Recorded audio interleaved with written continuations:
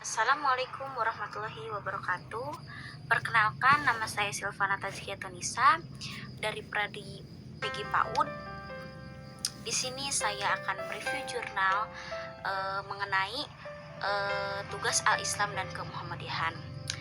Jurnal yang akan saya review berjudul Konsep Pendidikan Anak Menurut Quran Surat Luqman ayat 13-19.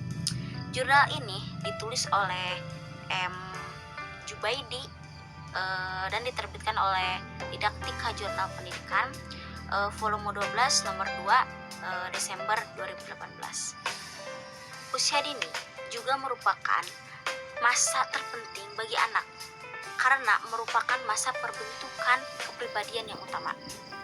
Oleh karena itu, penting diberikan pendidikan agama sejak dini.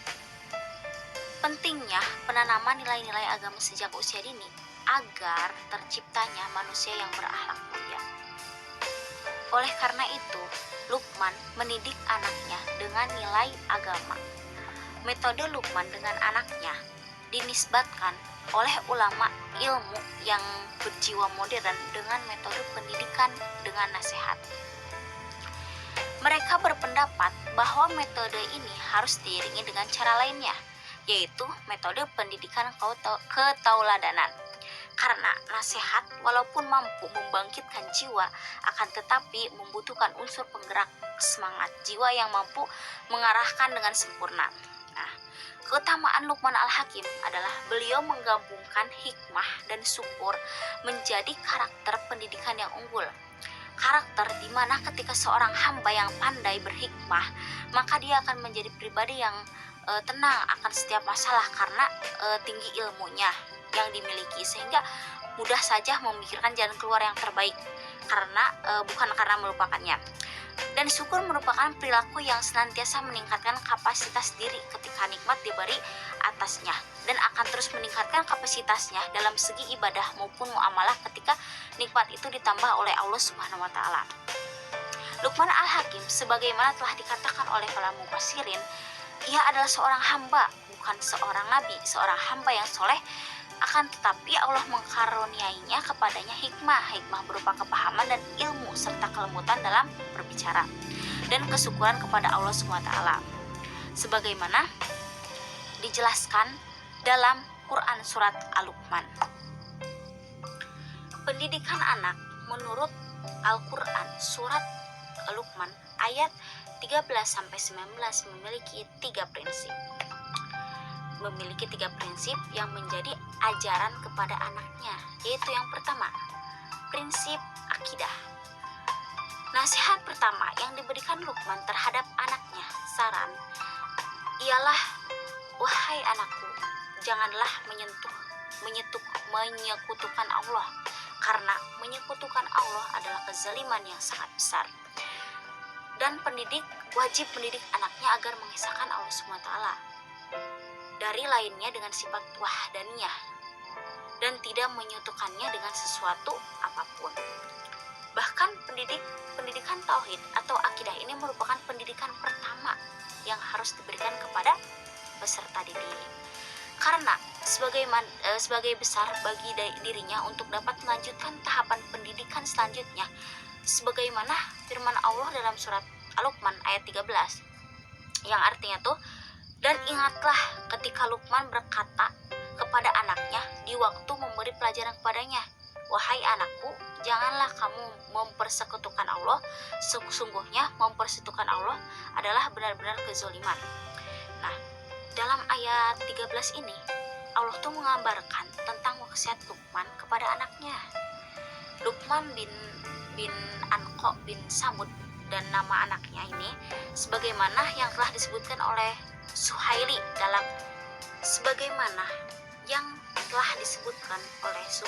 dalam tafsir Ibnu Katsirnya, agar anak tersebut tuh hanya menyembah Allah semata dan tidak menyekutukan dengan sesuatu apapun. Ungkapan la tusyrik billah dalam ayat ini memberi makna bahwa ketauhidan itu merupakan materi pendidikan yang paling penting yang harus ditanamkan pendidik kepada anak didiknya. atau orang tua kepada anaknya. Hal tersebut merupakan sumber petunjuk ilahi yang akan melahirkan rasa aman.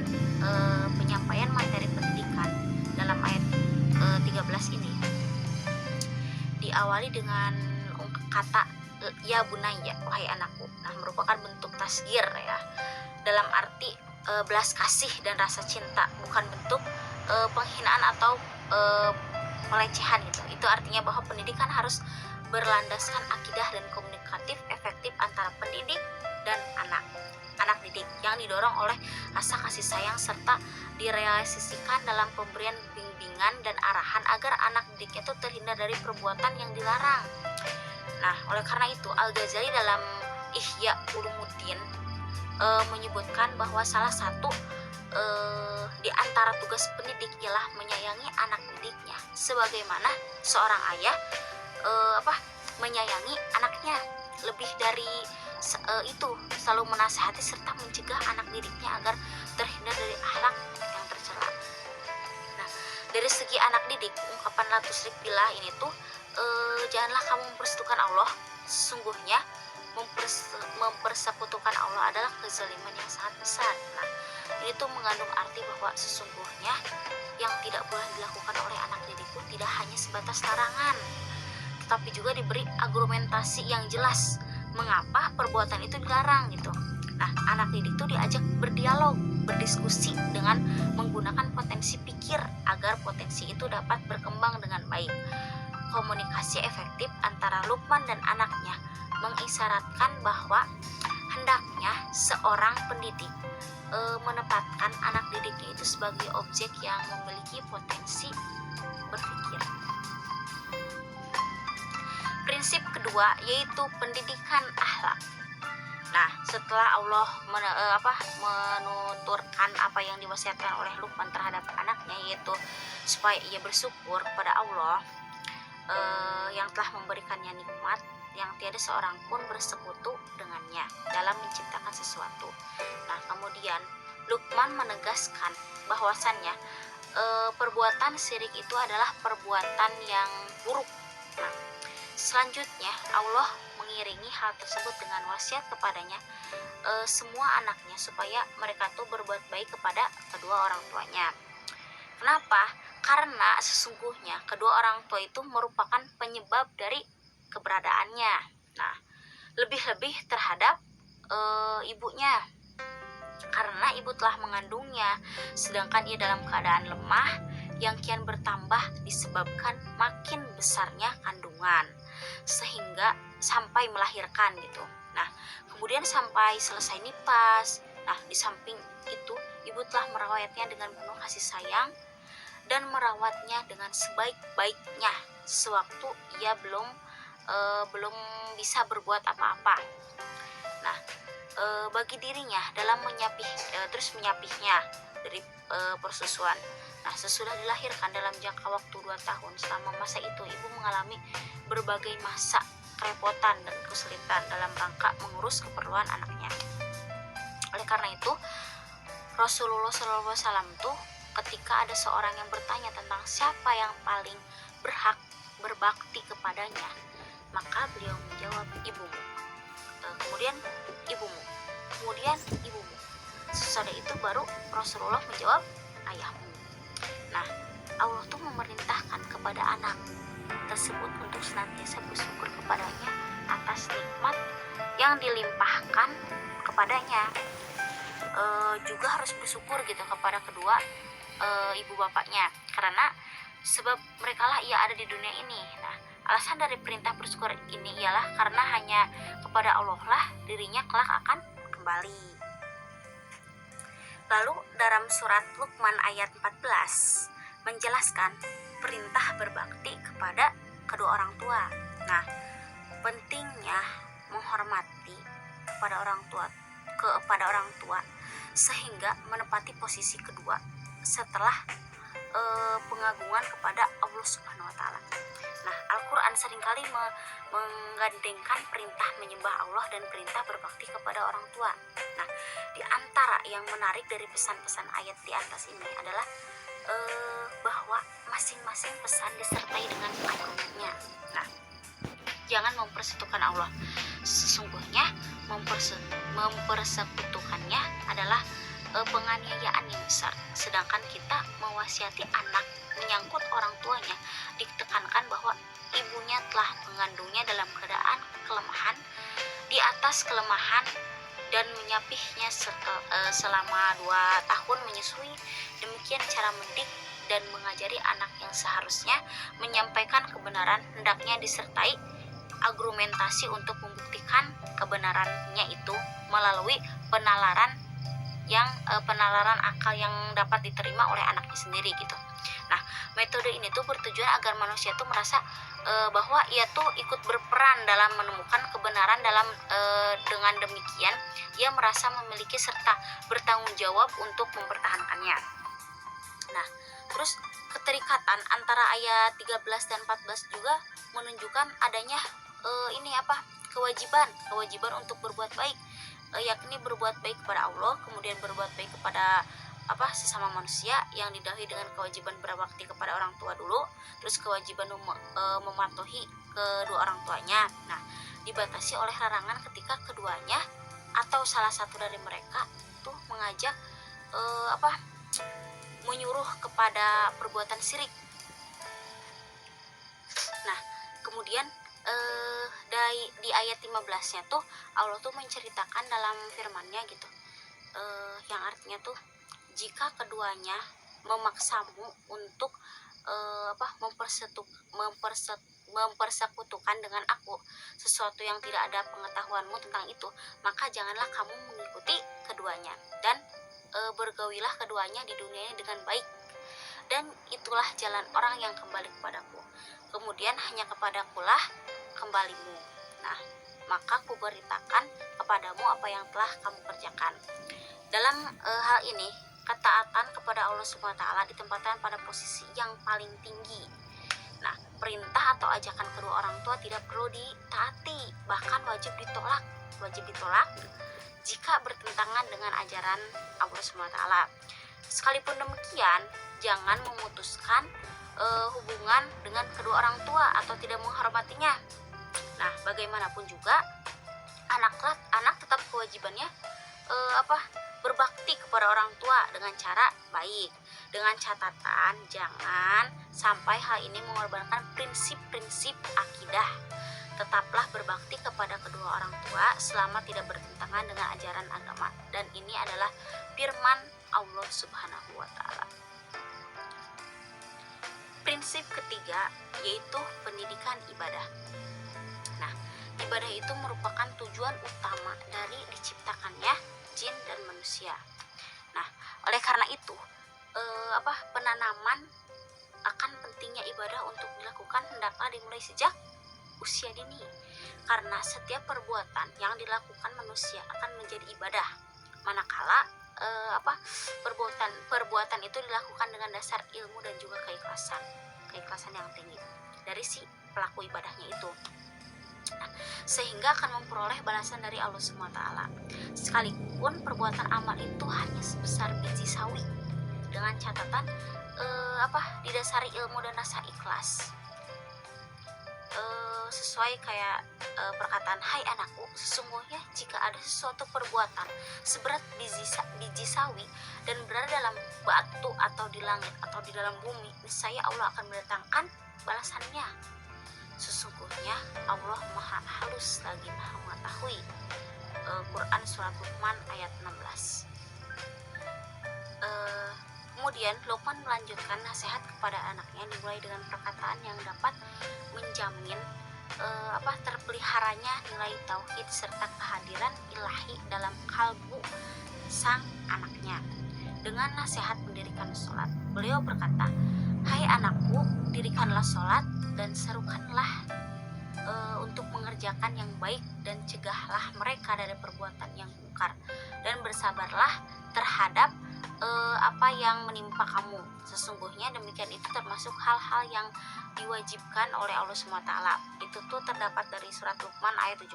Nah, itu tuh menyuruh mengerjakan makruf, mengandung pesan untuk mengerjakan karena tidak wajar menyuruh sebelum dirinya mengerjakan. Nah, demikian juga melarang kemungkaran, menuntut agar melarang terlebih dahulu mencegah dirinya. Nah, itu tuh agar apa yang menjadi sebab mengapa Luqman tidak memerintahkan anaknya makruf dan menjauhi munkar, melainkan memerintahkannya untuk menyuruh kepada yang makruf dan mencegah kepada yang munkar. Nah, di sisi lain, hal ini juga bermakna membiasakan diri anak untuk berbuat sesuatu dan melaksanakan tuntutan amar ma'ruf nahi munkar yang dapat menumbuhkan jiwa kepemimpinan serta kepedulian sosial pada dirinya.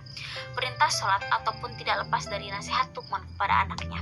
Nah, pembiasaan ibadah sholat hendaknya diberikan kepada anak usia dini walaupun belum merupakan kewajiban baginya.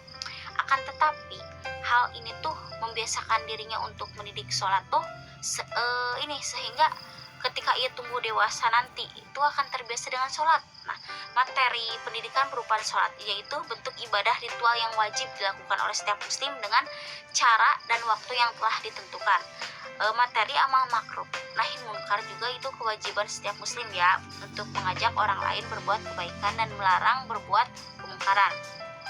Dan hendaknya ada di antara kamu tuh segolongan umat yang menyuruh gitu kepada kebaikan, menyuruh kepada yang makruf dan mencegah kepada yang munkar gitu. Nah, sesungguhnya itu tuh orang-orang yang beruntung.